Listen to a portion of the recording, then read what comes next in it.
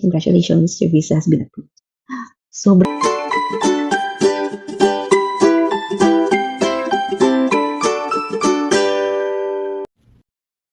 So, dito na tayo sa final stage or final process natin. At ito yung parang, for me, pinaka-importante sa lahat, ang embassy interview. Okay? So, sa embassy interview, since last June, nakareceive kami ng P4 letter or interview date letter. And since then, we already prepared everything, almost everything. Especially yung mga credentials namin, yung mga birth certificates. We also requested inyong NBI clearance, PSA certificates like birth certificate, marriage contract, marriage certificate, and advisory of marriage. So yun, nagkaroon lang ako ng ilang concern about our birth certificate. Number one, yung sa husband ko. Sa husband ko kasi, yung birth certificate niya is mahirap siyang basahin. In a way kasi na makapal yung mga letters. Na, to the point na para siyang pasmudge na. Sobrang kapal. And if you're not familiar, especially mo sa lugar, yung birthplace, ganyan, hindi mo talaga siya mababasa. So sabi ko lang sa husband ko, kailangan alam mo, ikaw mismo, alam mo yung details nung nasa birth certificate mo. We tried to secure another PSA birth certificate, yung talagang nasa office na. Hindi yung ini-email, hindi yung pinapadala lang. Yun, ang nakuha ko doon is yung may QR code. So, I'm not sure kung parehas pa rin siya nung nire-request online. Pero kapag doon ka mismo sa PSA office kumuha, may barcode siya. And I even requested kung pwede yung clearest copy nila. Yun na daw yun. Yun na daw talaga yung pinaka-clear. Then, aside from the print, the way na na-print yung birth certificate niya, my other concern was yung birth certificate niya kasi, yung middle name ng parents niya were only middle initials. So, pag middle name, kompleto. Middle name, like Reyes, Santos. Pero kapag middle initial, R, S, letter lang. So, yun yung naging problem namin since yung una namin request na advisory of marriage was middle name ang nakalagay. So, we have to request another advisory of marriage sa kanya na middle initial lang. Okay? And yung sa DS-260, actually ginawa ko middle initial yun kasi we requested for reopening ng DS-260 and since middle initial yun nandun sa birth certificate niya, middle initial lang rin yung sinulat ko. Binago ko siya. Tinanong ko kung kailangan pang baguhin. Sabi ng agency ko, hindi na rin naman kailangan. But if in case na magtanong sa embassy, you just have to be honest na yung nasa birth certificate kasi is middle initial, kaya yun lang binaya namin. So yun. So asked from their local municipality ng copy ng kanyang birth certificate. But unfortunately, wala na daw silang copy since matagal yung year na yun. And they only provided yung parang form A1 ba yun? Na nagko-confirm na yun yung pangalan ng mga parents niya. At the same time, siyempre naninigurado lang kami. Nagpanotaryo kami and we asked for an affidavit. We asked for an affidavit of oneness na itong taong to na may middle initial is itong taong to na ganito ang middle name. So yung letter na yon, it represents this middle name. So yun yung affidavit of oneness. So prepare lang namin yun just in case kasi ayaw naman namin syempre matutuwan dahil lang doon. On the other hand, ako rin pala yung birth certificate ko, mabilit na issue lang naman. I consider it as very minimal issue. Kasi yung birthplace ko, ang nakalagay, ang birthplace ko is Sampaloc. Sampaloc, Manila. However, yung supposedly letter C, Sampaloc, mukha siyang letter L. Mukha talaga, Sampaloc. Yung loc, yung L-O-C, mukha siyang L-O-L. Magkaparehas talaga. So, I tried to ask kung pwede siyang baguhin. And sabi nila it would take time. At sobrang daming steps at process na gagawin. Pero sabi ko, please lang naman to, hindi naman to kung gaano ko ka kam concerned dun sa birth certificate ng husband ko, ako naman sobrang lax dun sa birth certificate ko. Sabi ko, "Hindi naman siguro yung magiging issue." So, wala akong ginawa. Naging confident lang talaga ako, and I was really hoping na it won't be an issue kay pre-screener or kay consul, and sana huwag mapansin. Sa NBI naman, so yung advisory of marriage ko, okay naman. No need to request another copy. Yung kay husband lang kasi nga sa birth certificate niya. And then sa NBI, naka-produce na rin kami ng latest NBI namin. Police clearance, since nag-work kami sa abroad, we secure na rin. Si husband naka-secure na siya last year kasi last year siya nag-exit sa Saudi, and ako naman this year lang, so latest pa rin naman. Ang schedule namin was at 6:30 in the morning, and it was Friday. We decided na mag-book na lang ng hotel near the embassy para hindi na rin ma-hassle sa travel at sobrang agang gumising. And of course, para hindi na rin tayo ma-haggard pagdating doon, di ba? We booked our hotel sa City Garden Hotel. Malapit lang talaga siya. So, Thursday kami nag-check-in doon. Tapos, pagka-check-in namin na nung hapon, tinignan namin kung saan kami dadaan. Nag-ocular inspection na kami mag-asawa. So, malapit lang naman, konting lakad. Kailangan mo lang talagang mag-footbridge papunta dun sa US Embassy. Sa mga documents na yon, of course, number one is your P4. I printed for P4, although the same naman siya. Nanigurado lang ako. Baka kasi hingan per applicant. Ganyan. So, meron akong 4 na interview letter. Of course, yung DS-260 na galing sa VAC, yung may stamp ng completed and photo taken para naman sa kids. Make sure. I also brought the 2x2 photo. Hihingin sa inyo. And the PSA copies, all originals. And make sure may copies, may photocopy rin kayo.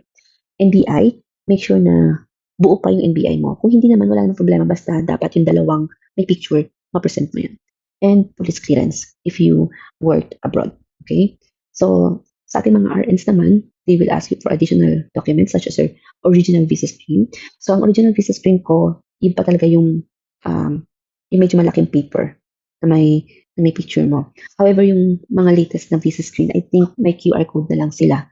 So, they will just print it sa email nila. So, naka A4 or short band paper. Yun na yung bago. Tinatanggap naman daw yun, okay?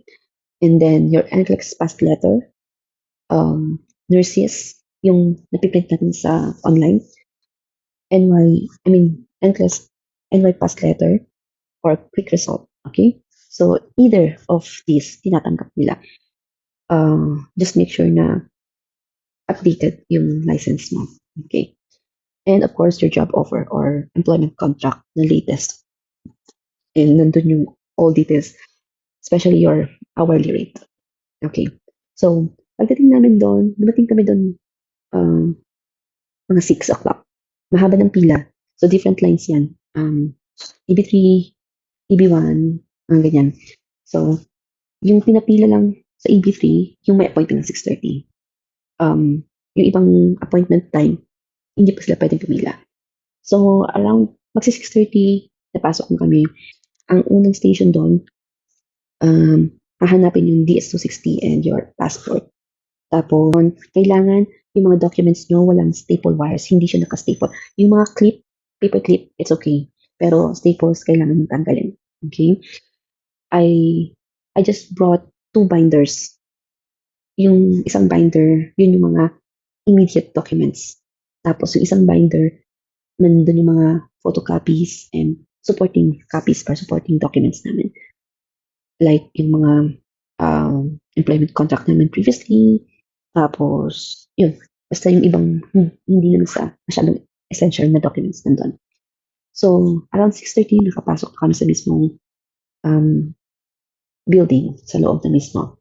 And then, every station, every door, tatanungin ka anong oras ang appointment, 6:30. So, proceed lang. Tapos, pagpasok namin sa pinaka-building, may waiting area dyan, paupuin lang kayo. And, isa-isa kayong tatawagin ng pre-screeners. Okay? So, dun sa loob ng embassy, merong mga screens doon. And, alongside, yung mga yung mga officers doon, i-instruct kayo kung ano yung mga ipe-prepare nyo na mga documents Tapos kailangan ano siya, yung ang tawag dito, sunod-sunod. Lagay sa kanila na medical result or yung St. Luke's SLEC report. Sabi nila, kung nag-email naman daw ang SLEC na na-transmit na nila yung result mo, no need na ipasa yung medical result. So, tinanggal ko na yun sa mga papel and nilagay ko na lang sa binder ko ulit. Tapos, of course, yung passport mo, just prepare. So, ayun, we waited there and then eventually we were called sa window 40. So, female siya, mga siguro mid-40s, ganyan. And then, binigay ko na lahat ng papers namin. Everything, originals and photocopy. May mga ano siya, may mga documents siyang hinga ng photocopy, such as yung mga police clearance and then business PIN and birth certificate. Tapos, yung birth certificate ng mga bata, since pinanganak na sila sa Saudi, meron talaga silang original na may translation. Tinanong niya lang bakit parang ang daming page daw. Sabi ko, kasi ma'am kapag pinapa-translate namin yan, pinapa-certify namin, may mga ganyan pa silang papel. So, inaccept naman niya yun. Tapos, binigay niya rin sa akin. Sabi niya lang, hawakan mo lang to. Kapag hiningi ni Consul, ibigay mo lang. Just make sure na ibabalik niya sa'yo. Ganyan. Yun yung comment niya sa akin. So, yung mga tinanong sa akin dun sa pre-screener, ito yung mga employment history. Tinanong niya kung I'm still employed. Tapos, sabi niya, kung nag-work daw ako sa ibang country, how many years? Tapos sabi ko, Saudi Arabia. Tapos sabi niya, tinanong niya ulit ako, aside from Saudi, sabi ko, wala na, yun lang. Date and place of marriage. How long have you been married? Kailangan. Alam mo yan? Especially kung may asawa ka.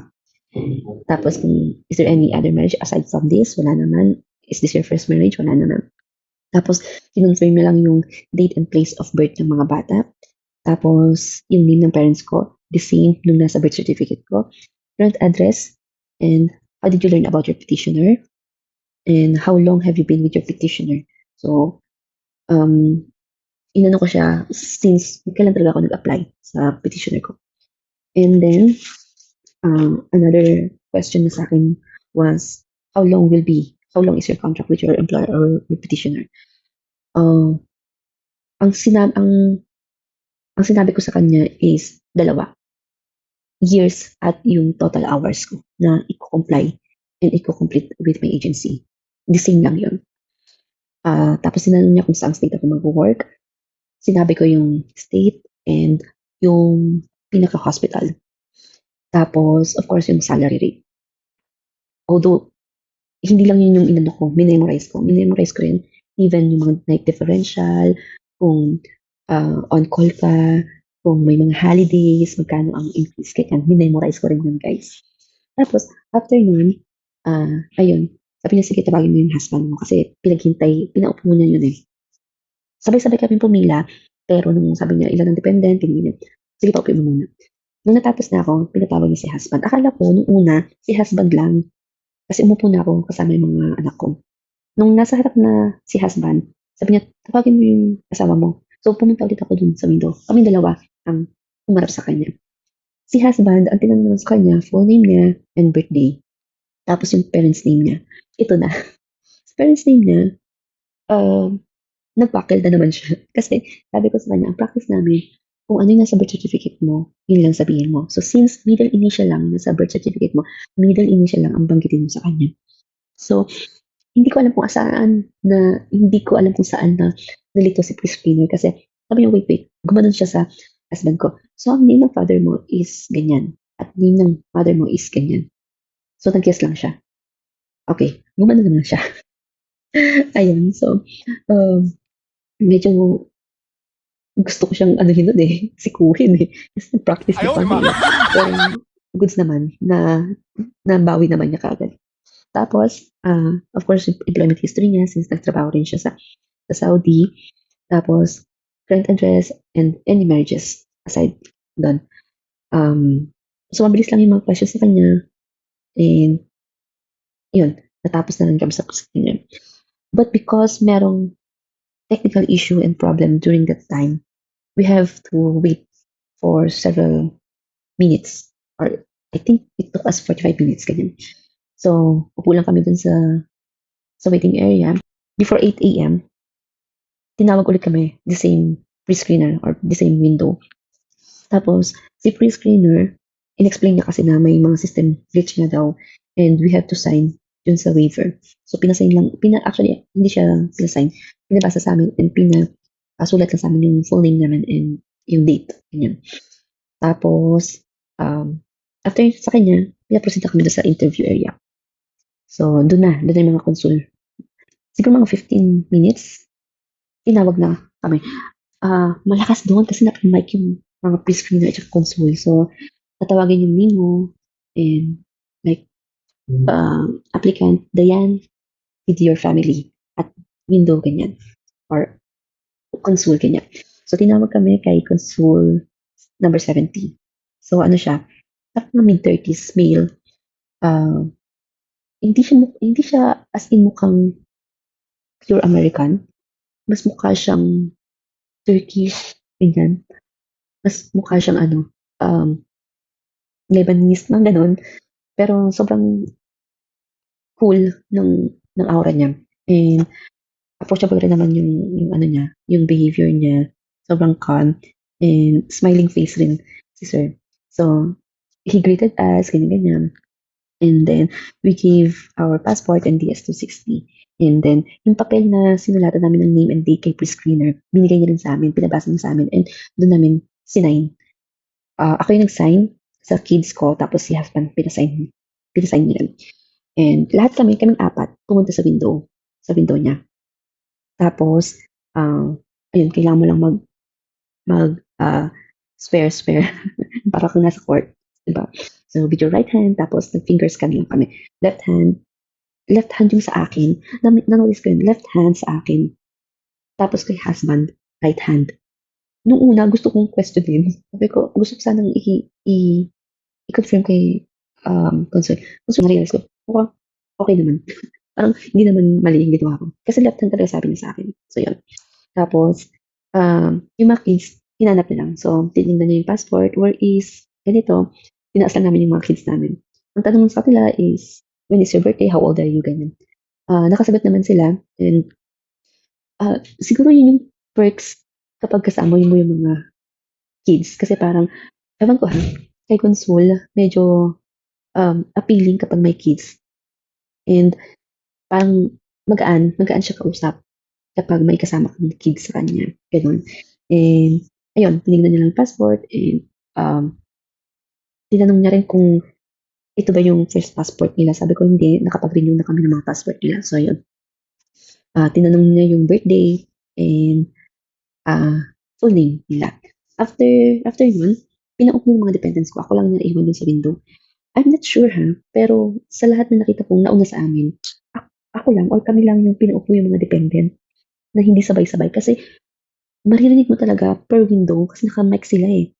Yung mga tinatanong sa kabilang window, sa kabilang console. And yung iba talaga sabay-sabay.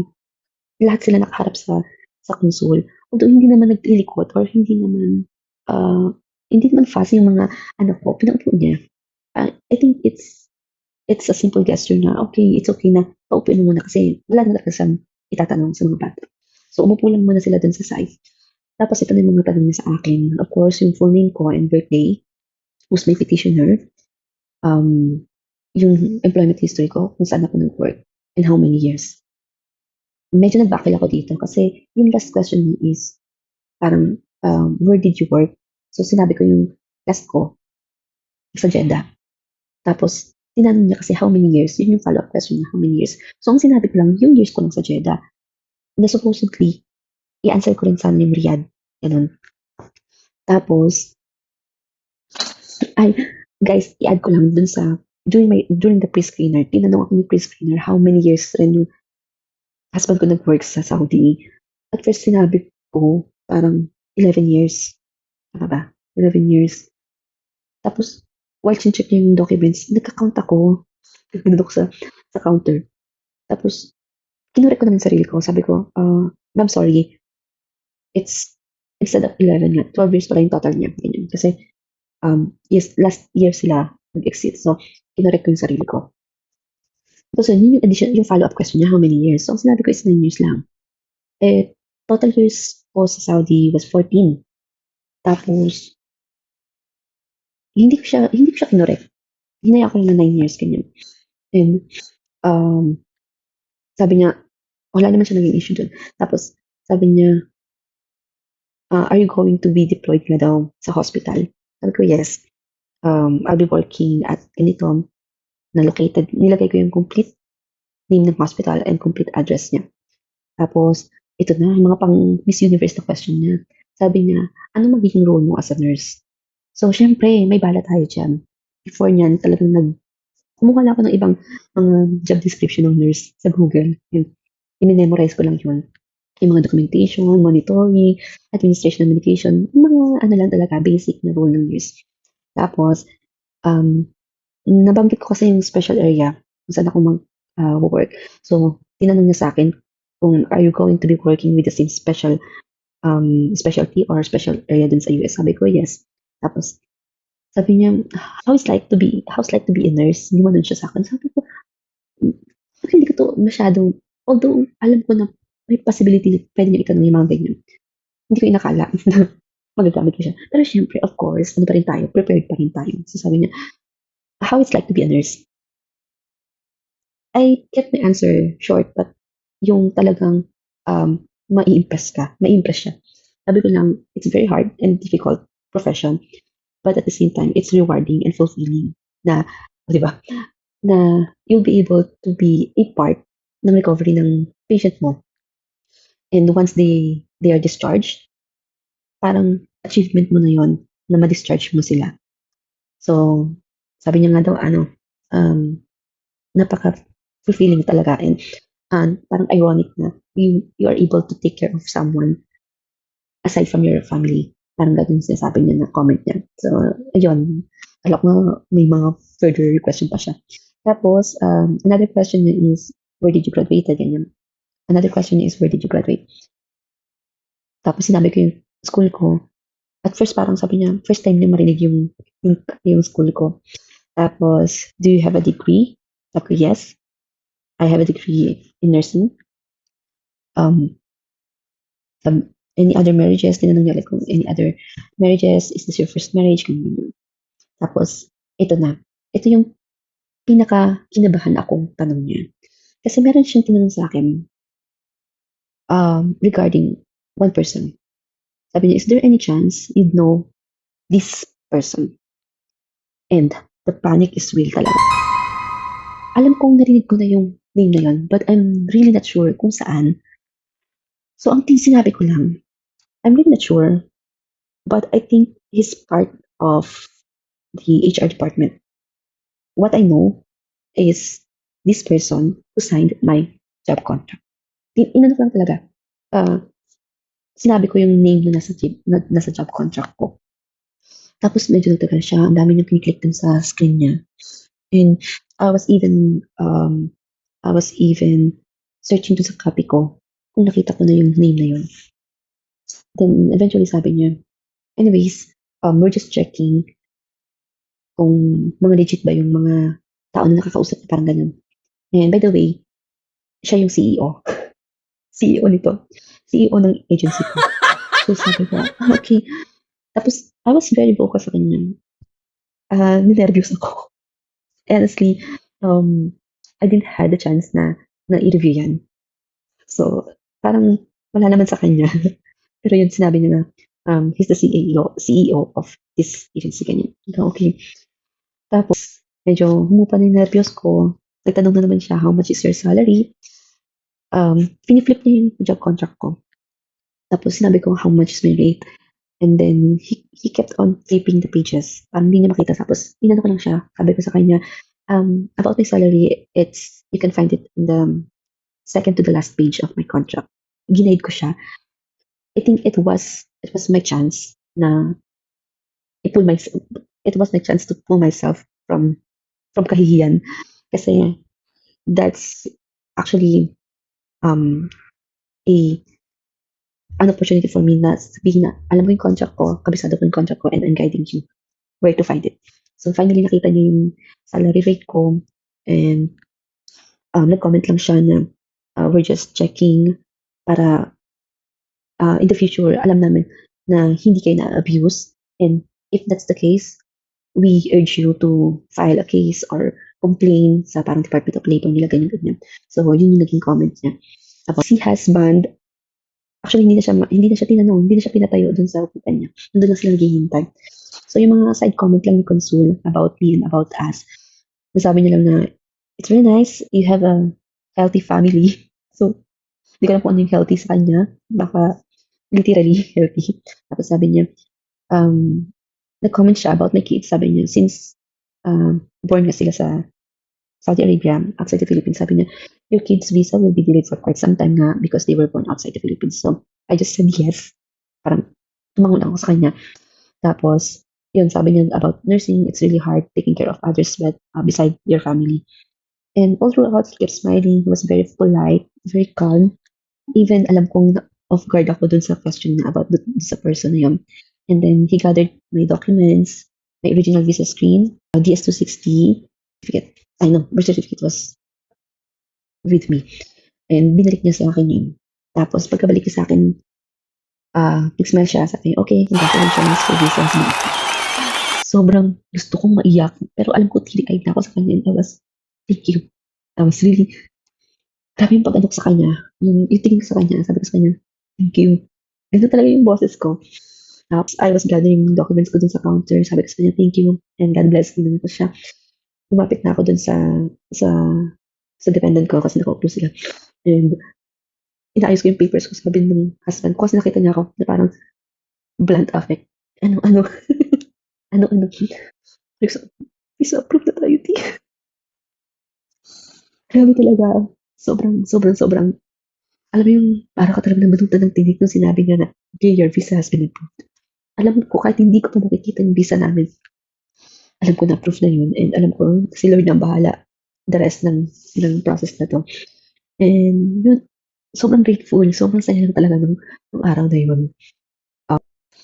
I'm just being emotional kasi alam mo yung biglang bumalik sa isip ko yung buong process namin. Yung paghihintay. Almost 4 years. 4 years in the making. Sabi ko, di ba? So, natapos kami mga around 10 a.m. na. Naglabas na kami ng around 10 a.m. So, before ka makalabas, just make sure na yung mga originals mo are with you. Like visa screen and this is the birth certificate. And yes, to God be the glory. To God be the glory for all these successful processes na ginawa namin. After ng embassy, of course, hanapin or antayin mo na lang yung notification about your visa packet. It was Friday, no? By Monday, I checked my SEAC account. Visa issued na kaming dalawa ni husband. Okay? Yung sa dalawang kids, ready pa rin. So, yun yung sinasabi ni Consul sa akin na it will take time sa kanila. Siguro, may mga further confirmation pa silang ginagawa kung talagang born sila sa Saudi Arabia, ganyan. The following day, Tuesday, nag-appear na rin naman na issued na yung sa mga bata. So, thank God, dahil mabilis lang naman. Wednesday, naka-receive na rin ako ng notification na our visa packets have been delivered na nga sa Parkal kung saan mo siya ipipick up. Okay? So,